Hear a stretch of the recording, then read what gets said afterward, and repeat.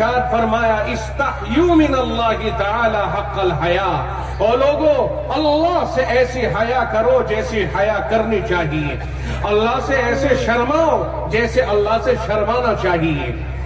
صحابہ کرام نے حیا کے ظاہری معنی سمجھے، اسی اعتبار سے کہنے لگ گئے انا نستحیی من اللہ تعالی یا نبی اللہ والحمدللہ، اللہ کے حبیب اللہ کا شکر ہے ہم تو اللہ سے حیا کرتے ہیں، اللہ سے شرم کرتے ہیں۔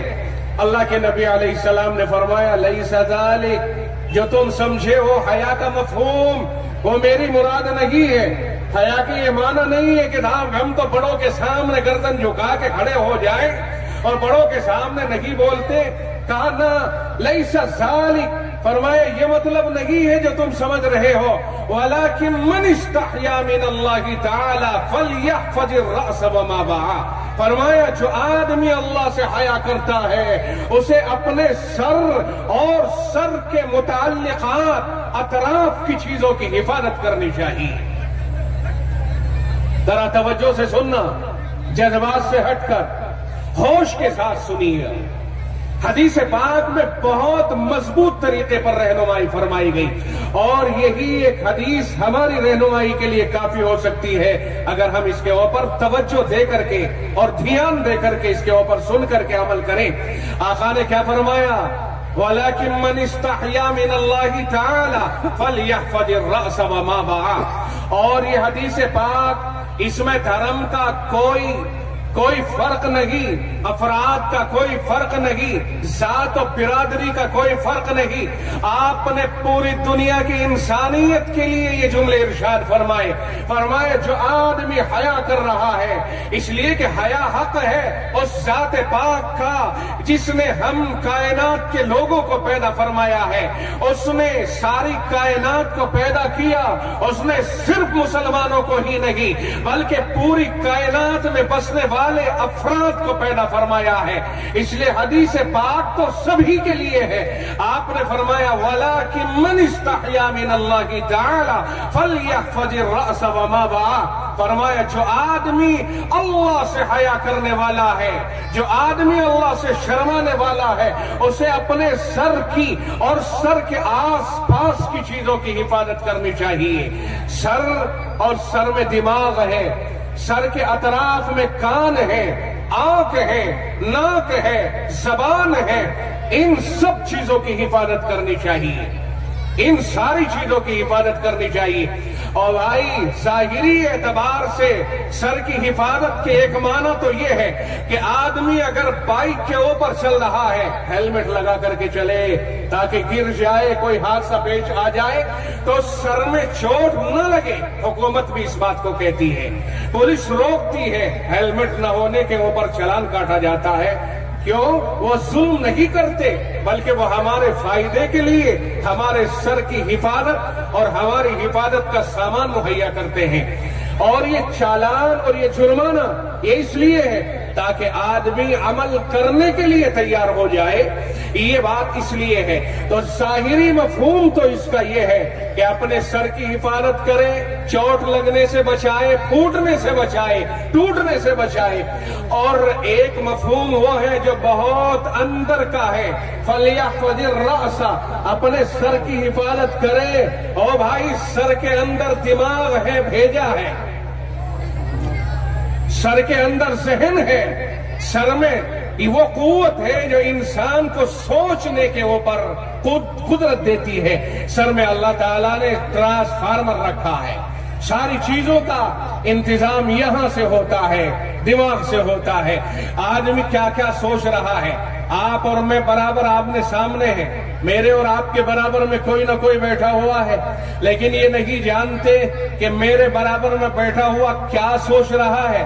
ہو سکتا ہے میرے خلاف سوچ رہا ہو یا میری محبت میں کچھ سوچ رہا ہو سکتا ہے وہ اللہ کے دین کے بارے میں کچھ سوچ رہا ہو یا وہ کوئی حرام کاری کی تدبیر بنا رہا ہو، نہیں سمجھا جا سکتا ہے، اللہ ہی جانتا ہے۔ رب کہتا ہے وَلَقَدْ خَلَقْنَا الْإِنسَانَ وَنَعْلَمُ مَا تُوَسْوِسُ بِهِ به نفسه، ہم نے انسان کو پیدا کیا ہے اور ہم جانتے ہیں کہ اس کے دل میں کیا کیا خیالات آتے ہیں، اس کے جی میں کیا کیا وسوسے آتے ہیں، کہ اللہ کے سوا تو کوئی نہیں جانتا نا، اللہ ہی جانتا ہے، اللہ ہی جانتا ہے کہ کیا خیال یہ اپنے دل میں لا رہا ہے، دماغ میں کیا کیا تانے بانے بنا رہا ہے۔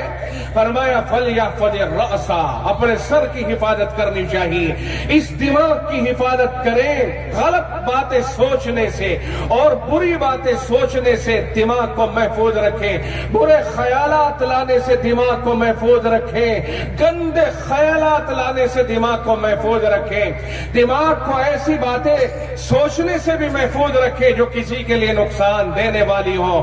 تنہائیوں میں 4-6 آدمی، 2-4 آدمی مشورے کے لیے بیٹھ جاتے ہیں، تنہائیوں میں کسی کے خلاف بغاوت کی اسکیم بناتے ہیں، یہ ساری کی ساری چیزیں دماغ کی اپج ہوتی ہے جو دماغ کے اندر پیدا ہوتی ہے۔ رسول اللہ صلی اللہ علیہ وسلم فرما رہے ہیں فَلْيَحْفَظِ الرَّأْسَ، اسے اپنے سر کی حفاظت کرنی چاہیے، اس دماغ کو کنٹرول میں لانا چاہیے۔ اگر آپ تنہائی میں بیٹھے ہو تو یہ سمجھ کر کے چلو کہ کوئی آپ کو دیکھنے والا ہے، کوئی آپ کی سننے والا ہے اور وہ رب ذوالجلال ہے، آپ اللہ سے غافل نہیں ہو اور اللہ سے دور نہیں ہو، اللہ سے اوجھل نہیں ہو۔ اگر آپ نے تالے بند کر کے میٹنگ کی ہے، آپ نے اگر 7 پردوں کے پیچھے جا کر کے کوئی مشورہ کیا ہے، رب کہتا ہے أَلَمْ تَرَ أَنَّ اللَّهَ يَعْلَمُ مَا فِي السَّمَاوَاتِ وَمَا فِي الْأَرْضِ، کہ آپ کو پتہ نہیں ہے کہ اللہ تعالیٰ ان سب چیزوں کو جانتا ہے جو آسمانوں میں ہے اور جو زمینوں کے اندر ہے۔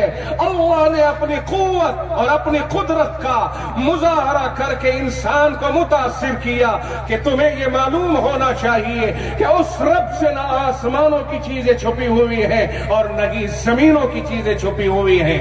رب کہتا ہے ما یکون من نجوا ثلاثۃ الا هو رابعهم، 3 آدمیوں کا کوئی ایسا مشورہ نہیں ہے، کوئی ایسی تنہائی کی میٹنگ نہیں ہے، کوئی ایسی سرگوشی نہیں ہے کہ جس میں وہ چوتھا نہ ہو، جس میں وہ چوتھا نہ ہو۔ 3 آدمی یہ سمجھتے ہیں کہ ہم تینوں کوئی بات طے کریں گے، کوئی میٹنگ طے کریں گے، کوئی نقشہ طے کریں گے، مگر وہ 3 نہیں، انہیں یہ تصور ہونا چاہیے کہ وہ 4 ہیں، چوتھا ان میں رب ہے۔ قرآن کریم نے آگے فرمایا وَلَا خَمْسَةٍ إِلَّا هُوَ سَادِسُهُمْ، 5 آدمیوں کے مشورے میں چھٹا خدا ہوتا ہے۔ وَلَا أَدْنَىٰ مِن ذَٰلِكَ وَلَا أَكْثَرَ إِلَّا هُوَ مَعَهُمْ أَيْنَمَا كَانُوا، نہ 3 سے کم اور نہ 5 سے زیادہ، یعنی 3 سے کم 2 اور 5 سے زیادہ 10 20 50 جتنے بھی ہو سکتے ہو۔ فرمایا ہر ایک مجلس میں خدا ہوتا ہے، یعنی خدا اس مجلس کو اٹینڈ کر رہا ہوتا ہے، اس مجلس کی ساری کیفیتوں کے اوپر وہ مطلع ہوتا ہے۔ رب کہتا ہے احصاہ اللہ ونسوہ، اللہ نے ساری چیزوں کو محفوظ کر لیا ہے اور لوگ بھول گئے ہیں، لوگ بھول گئے ہیں۔ فرمایا ثم ينبئهم بما عملوا، پھر وہ بتا دے گا جو انہوں نے کرتوت کیے ہیں۔ ثم ينبئهم بما عملوا، اور تنہائیوں میں گفتگو کرنے والے اور سرگوشیاں کرنے والے اور کسی کے خلاف اسکیم بنانے والے سمجھے اچھی طرح سے، رب کہتا ہے کہ وہ کسی سے، وہ کوئی اس سے چھپا ہوا نہیں ہے۔ وَهُوَ مَعَكُمْ أَيْنَمَا كُنْتُمْ، تم کہیں بھی رہو وہ تمہارے ساتھ ساتھ ہوتا ہے۔ رب کہتا ہے یا معشر الجن والانس، اے انسان و جنات کی جماعت، ان استطعتم ان تنفذوا من اقطار السماوات والارض، اگر تم سے ہو سکے کہ تم آسمان اور زمین کے کناروں سے کہیں نکل سکو تو نکلو، نکل کے دکھاؤ۔ فانفذوا، نکلو، لا تنفذون، نہیں نکل پاؤ گے الا بسلطان، مگر قوت کے ذریعے سے، اور قوت تم میں ہے نہیں۔ آسمانوں کو پار کر کے کوئی اپنی الگ دنیا نہیں بسا سکتا ہے کہ جہاں رہا وہ رب سے چھپ جائے اور رب کا باغی بن کے قوت کے ساتھ جی سکے. نہ اللہ ہر جگہ. وَلِلَّهِ الْمَشْرِقُ وَالْمَغْرِبُ، یہ ساری سمت مشرق و مغرب اللہ ہی کی ہیں. فَأَيْنَمَا تُوَلُّوا فَثَمَّ وَجْهُ اللَّهِ، جدھر تمہارا رخ ہوگا تمہارے آگے اللہ، ادھر ہی اللہ متوجہ. اس لیے اللہ سے بھاگ نہیں سکتا ہے. ہمیں سمجھنا چاہیے. نوجوانوں خاص طور سے آپ توجہ دیں، آپ کا ذہن ادھر متوجہ ہونا چاہیے کہ اللہ ہمیں ہر وقت میں اپنی نگرانی میں رکھے ہوئے ہیں. آپ سمجھتے ہو کہنے لگے کہ صاحب سیٹلائٹ امریکہ نے لگایا پوری دنیا کو دیکھ لیا، ہمارے ملک نے لگایا پورے ملک کو دیکھ لیا. ان پر بھروسہ ہے نا؟ آج کل میپ لگا دیا گیا، جس گھر کا جس گاؤں کا نام لے دو گے گاڑی وہیں جا کے اسی گھر کے سامنے رک جائے گی. یہ کیا چیز ہے؟ اسی سیٹلائٹ کے ذریعے بنائے گئے نقشے ہیں. ہمیں ان فانی چیزوں کے اوپر تو یقین بھی ہے، یہ خواب کی طرح سے ہے، اور خدا کی قدرت کے اوپر ہمیں یقین نہیں رہا کہ ہر چیز پر قدرت خدا بندہ عالم کو ہے. خدا سے کوئی بھاگ نہیں سکتا، چھپ نہیں سکتا ہے. اللہ ہر وقت میں ہر ایک کے اوپر قادر ہے. اس لیے اپنی زندگیوں کے دھارے طے کرو اور اپنے دماغ کو ٹھیک کرو، اپنے دماغ کی سوچ کو ٹھیک کرو. سب سے پہلے اپنے آپ کو اپنے رب سے ملانے کی فکر کریں.